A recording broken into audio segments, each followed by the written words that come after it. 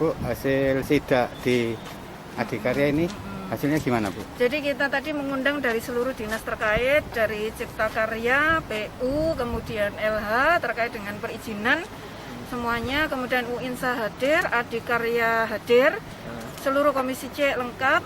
Nah, kita bisa menarik kesimpulan bahwa yang pertama terjadi ketidaksempurnaan dalam pengerjaan tes hole pipa dari pihak Adikarya. Jadi harusnya untuk melakukan tes hole itu dilakukan secara keseluruhan itu hanya diambil di 3 titik, dan itu mengakibatkan proses jebolnya pipa yang kemarin.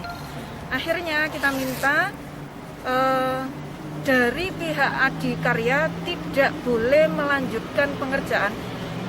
14 Mei sudah dihentikan, jadi sebetulnya tidak boleh berjalan lagi, tapi dari Adikarya tetap berjalan.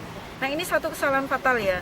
Kemudian dengan kasus yang itu akhirnya dihentikan secara total, dan tadi kita tegaskan tidak boleh dilakukan proses pengerjaan atau operasional pembangunan sampai IMB keluar, dan kita minta pada Cipta Karya untuk proses mengeluarkan IMB itu semua rekom-rekom dari LH, SKRK dari PU, kemudian izin drainase dan yang lain harus sudah lengkap dan tidak boleh ada celah lagi untuk terjadi kecelakaan seperti jebolnya pipa yang kemarin.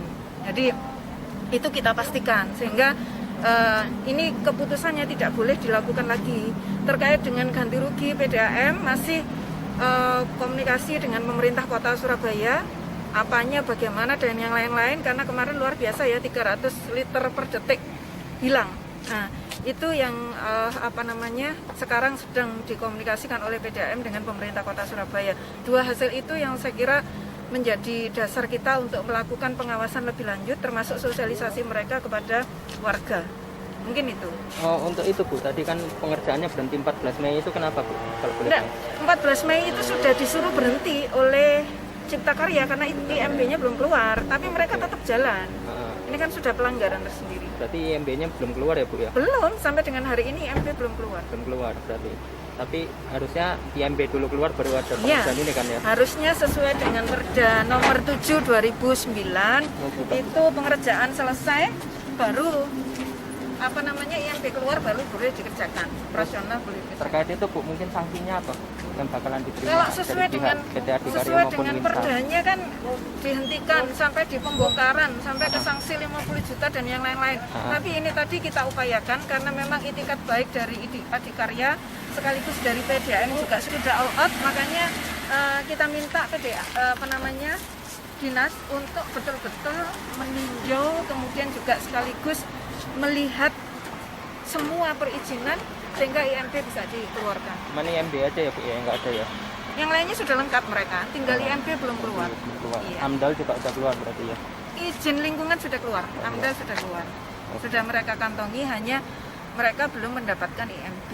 Mendapatkan IMB. Iya, betul. Terus yang terkait ini Bu, tanahnya mungkin Bu? Nah, itu kan tanah. Itu gimana? Jadi sebetulnya UNC tidak ada kesalahan ya, karena memang tanah itu dulu pada awal mulanya memang informasinya tanah perumahan, kemudian pipa itu berada di bawah jalan. Nah, kemudian terjadi proses perubahan yang UINSA sendiri juga tidak tahu, sehingga UINSA membeli kepada warga, sehingga tanah itu sah milik UINSA, dan UINSA sudah minta kepada PDAM untuk memindahkan pipa. Nah, ini ceritanya karena pemindahan pipa itu perlu biaya yang sangat mahal. Mungkin PDAM baru bisa melakukannya 5-10 tahun ke depan. Dan dari situ mereka meminta komitmen kepada PT Adikarya untuk melindungi pipa yang ada di situ. Oh, gitu. Kemudian kelanjutannya kenapa terjadi kecelakaan tadi yang saya sampaikan di awal, tes hole yang tidak dilakukan secara sempurna. Oke.